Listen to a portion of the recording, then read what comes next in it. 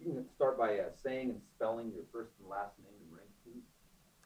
My name is Staff Sergeant Michael Galindo, Michael Galindo. And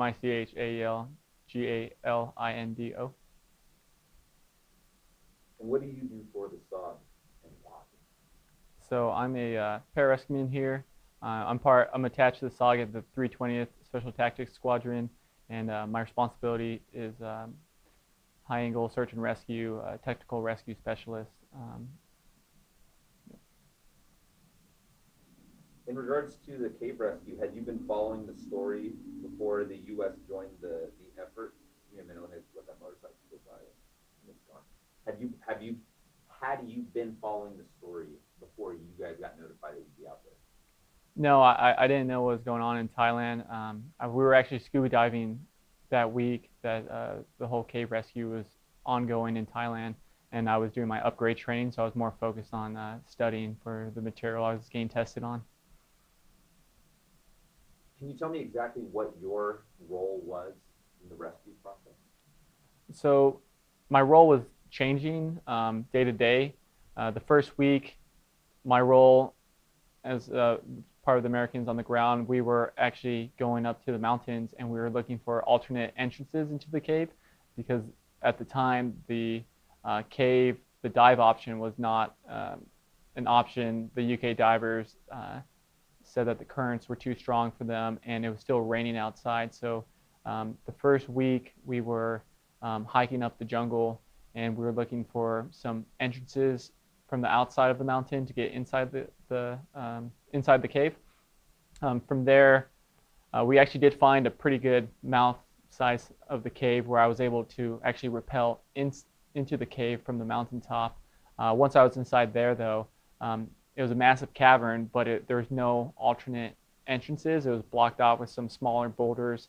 So I had to send back up the rope and let my team leader know, hey, this is not an option. From there, we went down to make a helicopter landing zone site. So we actually had some chainsaws with us, and we actually cut down sections of the trees wide enough for a helicopter to bring some drilling equipment that they can possibly penetrate the earth. So it was an ongoing changing role. And then once they figure out the drilling option was not an option for us, we transferred back to a dive option from there. So then I became part of the dive rescue team for setting up, for shuttling tanks and foods to the kids once they found the children. In what chamber were you in? So the furthest I ever made it to was chamber 3. That's where all the Americans, that's the furthest we went. But my main duty was chamber 2, working the highline system, receiving the children. And what was the situation like when you arrived in Thailand? What did it look like? What did it feel like? Okay. So when we first arrived in Thailand, when we got we didn't actually go to the cave site the first day. We staged at a temple about a couple miles away from the dive site, where we had our gear set up as part of our staging station. And from there, we were kind of away from the chaos at the cave, and we were able to just drive a van to the actual cave, the dive site. I feel like I answered that question wrong. You can feel free to try again. What was your question? So when you actually got to the location, yeah, I have to imagine it was a little bit chaotic. People all over the place. People trying to figure out what's going on. So there's multiple locations. So you're talking about like the first week, because there's like 2 weeks, right? So the first week was all out in the mountains in the jungle trying to find an alternate spot to get inside the cave, the entrance. The second week was more based on, hey, we found the kids, the caving option is the only option, and we need to create a system with some strategic planning to actually get the kids from Pattaya Beach all the way outside the main entrance of the cave. So whatever one you want me to tackle. Let's talk about the second week. Okay, the second week. Okay. So what was that like? So the second week, we create our own little dive site as far as a staging area. So we staged our scuba tanks, our ropes gear. We had a jamming station to fill up our tanks that were being used. We're stationed right next to the Australians and the Thai Navy SEALs. And the Chinese. We're all next to each other, working together jointly. Um, there's a lot of cameras, a lot of media right outside our site. A lot of people were asking us questions. Pretty chaotic. Eventually, we had a fence that would kind of block them off so we can focus on operations. But as far as the Americans, and we were pretty collective. We had a con-op, a plan that we were able to go off of with timelines and who was going inside the cave and what day. The whole world was watching you guys. What did you think about the fact that in a way you're making history out here? Just the level of attention that it attracted around the world. It didn't really affect me as far as what I was going to do. I wanted to make sure that if the whole world wasn't watching, or if they were watching, I was still going to execute my PJ abilities to the best I can to make sure that these kids were able to get out of the cave safely. But it was interesting knowing that my family knew almost as much information as I did from the United States. So.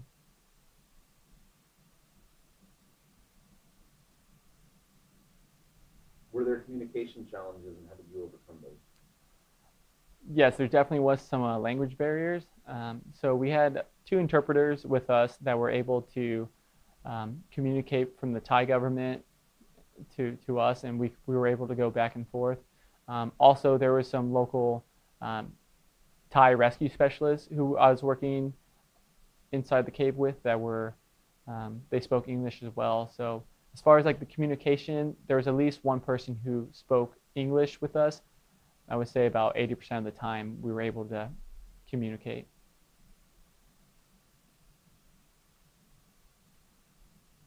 And in the second week, when you guys started rolling with the dive plan, that inevitably what saved those kids, where were you again in that situation? So the second week, there's multiple phases, right? So the first phase was the UK divers found them. That was great. Now, how are we going to actually get those kids out of the cave? So the next day after we found them, there was 5 of us who actually came down with the UK divers a little ahead of them to Chamber 3, which at this time, no one's really been inside Chamber 3. Only the UK divers and a few Thai Navy SEALs. So this was kind of unknown area for everybody at this point because the water levels were still a little high where you actually had to scuba dive just a small portion just to make it through Chamber 1, and you were able to actually make it walk the rest of the way. From there, we actually brought food to, we loaded up food for the UK divers, and we had them in these bags that we took with us all the way to Chamber 3. So that was like the first stage for myself as far as helping out with the rescue. From there on out, I was setting up the highline system in Chamber 3, or sorry, in Chamber 2, I was setting up the highline system, and there was multiple sections. I was the last receiving section from Sergeant Hopper. He was on the other side, and we were communicating through walkie-talkies to let us know, like, hey, we're ready to go. And once the child traveled about, I would say about 80 to 100 feet across the high line, we had to lower him down. From there, I was controlling the scene, and once we had the child down on the ground, disconnected from the system, he was still in the Skedco litter, but I made sure that his mask was still tied and fitted, made sure that he was breathing. I checked his respiratory rate, checked his pulse, SpO2 monitor, and I also made sure that he still had oxygen in his tank because we want to make sure that he wasn't going to go low on air, and if we needed to replace it, that was our biggest concern. As far as when he got to the ground, once the diving was done, he was with us. It was just kind of walking him out of the cave at that point, which is about 15 minutes. So when I was done assessing him medically, we had 4 guys that were already pre-staged to carry him to the next lower angle section where there was a bunch of Thai SEALs there ready to hand over hand him down this little low angle, but it was super narrow and slippery and muddy. So 4 people going down there was not ideal. It was, even myself walking down it, I would slip all the time. It was like that wet and muddy. And we had hand over hand, about 30 feet. There was about 20 Thai SEALs there, hand over handing him to the ground. And then once he was there, there was a Thai medical team that was there, and they assessed him as well. And there was pre-stage people every 5 minutes of walking for people that would take on to the next team all the way out to the cave and to the ambulance. What is it about a PJ that made a difference in this situation? So the reason they sent PJs out here is we go through a 2.5-year rigorous pipeline that is a really tough selection course, and through those skills we have to go through a combat dive school, we have to go through paramedic school, Halo school, we also go through a high mountain rope rescue course as well, where we get all these skill sets in our pipeline training that were a really good fit for this type of situation due to our skill set, how broad it is, how many things we can do with a team of PJs. So I think us going out there, we're a good fit for this rescue, especially with the rope section and the medical practice. And what about you? What was your impact? How did you make a difference? Well, I think it was a collective group. I mean, sometimes it's the right time, right place. All PJs were qualified for this position and this job, and I was just so happy to be here. So I'm really lucky for that. But I've been trained for this since I was 18. I'm 28 now, so I've been doing this job for a little while. And this is something we look forward to. We don't look for bad things to happen in the world, but we look for opportunities to show what we're capable of doing, all the training that we spent hours and weeks and months prepping for, that we can actually show that all our hard work pays off and that we're able to successfully complete the mission.